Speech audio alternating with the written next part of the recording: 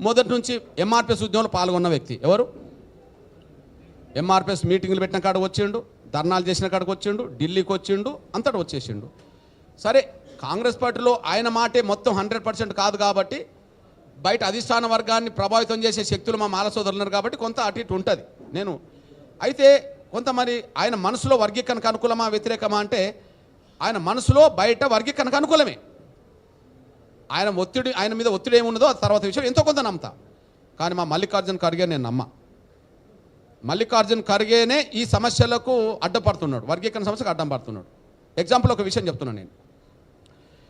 నేను ఆయన గుల్బర్గా ప్రతిపక్ష నాయకుడు ఉన్నప్పుడు నేను గుల్బర్గాలో ఒక మీటింగ్ ఆహ్వానించా. వచ్చిండు.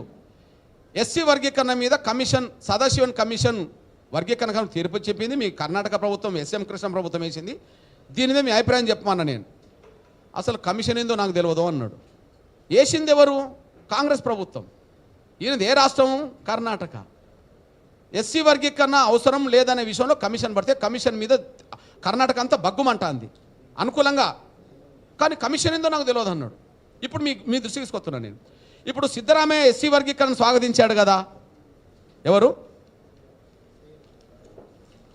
చదవండి. సిద్ధరామయ్య స్టాలిన్ స్వాగతించారు. ఎవరు? ఏ రాష్ట్ర ముఖ్యమంత్రి? కర్ణాటక ముఖ్యమంత్రి సిద్ధరామయ్య కాంగ్రెస్ స్వాగతించాడు. మరి ఖర్గే ఎందుకు స్వాగతించలే? ఇటు రేవంత్ రెడ్డి స్వాగతించాడు. ఇప్పుడు రేవంత్ రెడ్డి స్వాగతించాడు కదా, మీకు చూపించాను కదా. ఓకే, మరి కాంగ్రెస్ ముఖ్యమంత్రి రేవంత్ రెడ్డి స్వాగతించాడు. కాంగ్రెస్ ముఖ్యమంత్రి ఆయన సొంత రాష్ట్రంలో స్వాగతించాడు. ఖర్గే ఎందుకు మౌనంగా ఉన్నాడు దీని మీద? సింపుల్ విషయం. నేను అందుకనే ఆయన నమ్మను అన్న విషయం చెప్తున్నాను నేను. ఇప్పుడు అసలు ఎస్సీ వర్గీకరణ ఒక రాష్ట్రంలో మొదలైంది ఎక్కడ? పంజాబ్లో. పంజాబ్లో వర్గీకరణ చేసింది ఎవరు? కాంగ్రెసే. ఎవరు? కాంగ్రెసే. జైల్ సింగ్ గారు ముఖ్యమంత్రి ఉన్నప్పుడు 75లో వర్గీకరణ జరిగింది. ఆ పరంపర భాగంగా ఇగో ఇక్కడ దాకా వచ్చేసింది అనుకుందాం. వర్గీకరణ చేసింది ఎవరు? కాంగ్రెసే. ఇప్పుడు మీకు రాష్ట్రపతి ఫోటో చూపించాను కదా. ఎవరిది? రాష్ట్రపతి ఫోటో చూపించాను కదా. ఆయన ఎవరు? దళితుడే. ఎవరు? కేఆర్ నారాయణ్. 99లో ఎస్సీ వర్గీకరణ అమలు చేయవచ్చు అని చెప్పి ఆర్డినెన్స్ ఇచ్చింది ఆయనే, ఆదేశాలు ఇచ్చింది ఆయనే. ఆయన ఎవరు? కేరళ. మరి ఎస్సీ వర్గీకరణ మీద నా దగ్గర కాంగ్రెస్ అనుకూలం అనడానికి 100 స్టేట్మెంట్లు ఉంటాయి. ఇప్పుడు రాహుల్ గాంధీ ఉన్నాడు, వాళ్ళ రాష్ట్రం ఏది?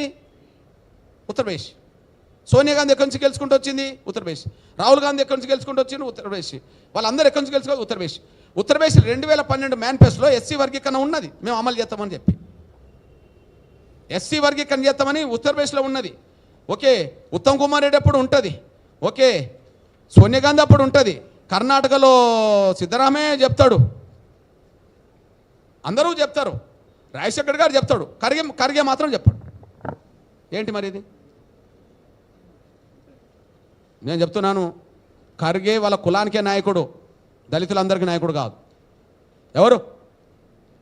ఖర్గే అనేటైనా వాళ్ళ కులానికి మాత్రమే నాయకుడు, చలవాదే అయినా. అంటే ఇటు మాలలు సమానం అని అనుకుంటారు వాళ్ళు, చలవాదే, వాళ్ళకు మాత్రమే నాయకుడుగా ఉంటాడేమో, కానీ ఆయన దళితులందరికీ నాయకుడు కాదు. సేమ్ టైం అసలు రాహుల్ గాంధీ ఎందుకు మౌనంగా ఉన్నాడు? రాహుల్ గాంధీ ఎందుకు మౌనంగా ఉన్నాడు? సోనియా గాంధీ ఎందుకు మౌనంగా ఉన్నది?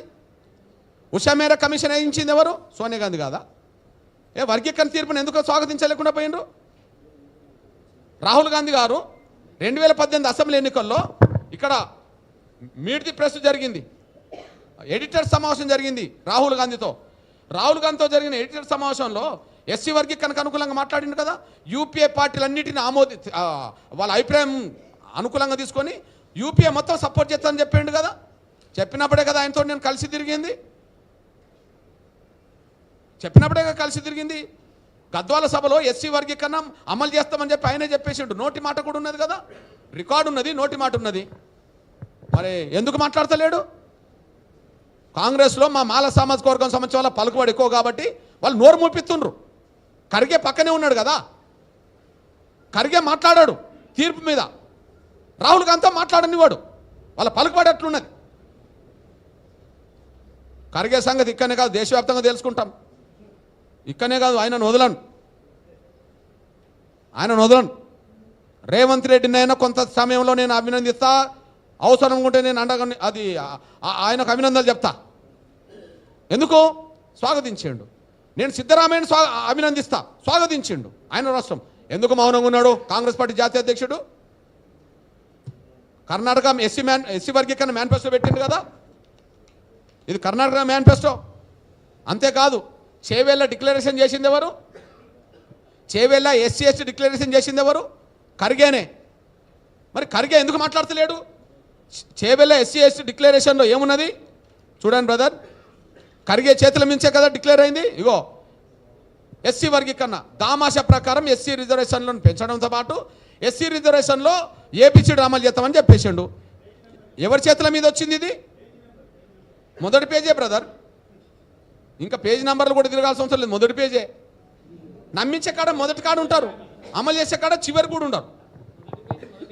మొదటి హామీ, మొదటి పేజీ, మొదటి హామీ. నమ్మించే కాడ మొదటి. ఈయన ఖర్గే చేతుల నుంచి బ్రదర్, ఫోటో కూడా ఉన్నది కదా, ఇగో చూడండి. ఖర్గే చేతుల మీదనే వచ్చేస్తుంది. కర్ణాటకలో ఎస్సీ వర్గీకరణ కాంగ్రెస్ పార్టీ మేనిఫెస్టో ఖర్గేకు తెలియకుంటుంటుందా? అంటే నమ్మించే కాడ మాత్రం ఉంటారు, కానీ పరిష్కారం అయ్యేటప్పుడు మాత్రం కుట్రలు చేస్తారా? ఖర్గే ఎస్సీ వర్గీకరణ స్టేట్మెంట్ ఇవ్వనండి. ఇక్కడి నుంచి నేను డిమాండ్ చేస్తున్నా. ఎస్ఆర్ నో, అనుకూలమా కాదా? నేనేం బ్రతిమలాడం మేము. నీ కాంగ్రెస్ పార్టీ స్టాండ్ చెప్పు. ఉత్తరప్రదేశ్లో ఎస్సీ వర్గీకరణ ఎందుకు హామీ ఇచ్చారో చెప్పు. కర్ణాటకలో ఎస్సీ వర్గీకరణ ఎందుకు హామీ ఇచ్చారో చెప్పు. తెలంగాణలో ఉమ్మడి ఆంధ్రప్రదేశ్లో ఎస్సీ వర్గీకరణ ఎందుకు హామీ ఇచ్చారో చెప్పండి. పంజాబ్లో ఎస్సీ వర్గీకరణకి ఎందుకు అమలు చేశారో చెప్పండి. మీ భాగస్వామ్య పార్టీ ఇండియా కూటమి ప్రధాన భాగస్వామ్యం ఎవరు? కాంగ్రెస్ తర్వాత అత్యధిక సీట్లు వచ్చింది ఎవరు? డిఎంకేకు. డిఎంకే ఎస్సీ వర్గీకరణ స్వాగతించింది, అమలు చేస్తున్నది. ఓకే, ఇప్పుడు పంజాబ్లో ఎస్సీ వర్గీకరణ అమలు చేస్తున్నది ఎవరు?